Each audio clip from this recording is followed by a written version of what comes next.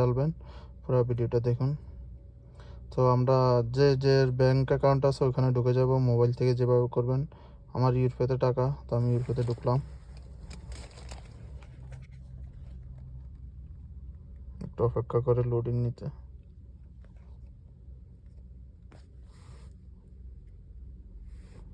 Fingerprint lock unlock করে ঢুকে গেলাম। ওকে,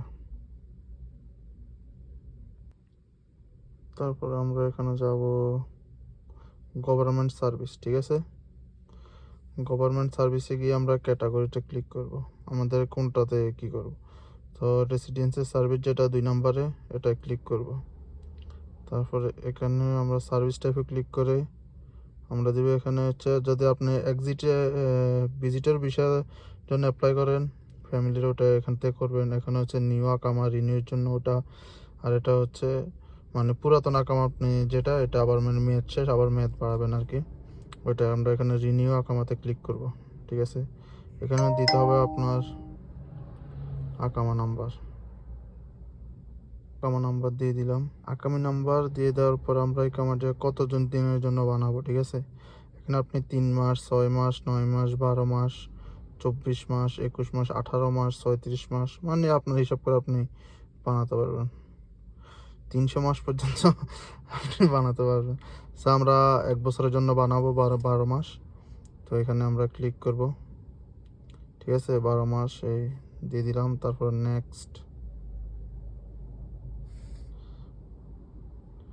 নেক্সটে ক্লিক করব। তারপর এখানে আমরা 12 মাসের জন্য দিই, তাহলে আমার 600 রিয়াল লাগবে। ঠিক আছে, তো আমি এখানে কনফার্ম করব।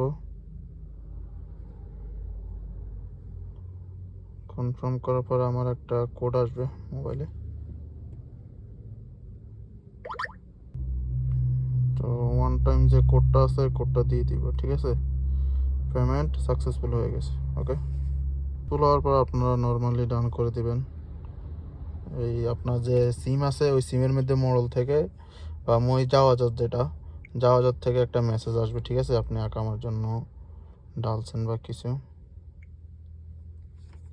আপনাদেরকে যেভাবে দেখিয়েছিলাম এখন এইভাবে করলে আপনারা যে কোনো আপনার অ্যাকাউন্ট থেকে, আপনার মোবাইল থেকে আপনি আকামার জন্য সাদ্দাত করে দিতে পারবেন, যে আকামার যে টাকাটা থাকে আর কি ওইটা।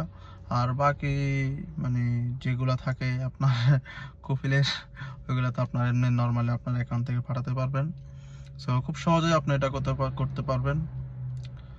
আর আমার কালকে কফিলের টাকা দিতে হবে, প্রচুর টাকা।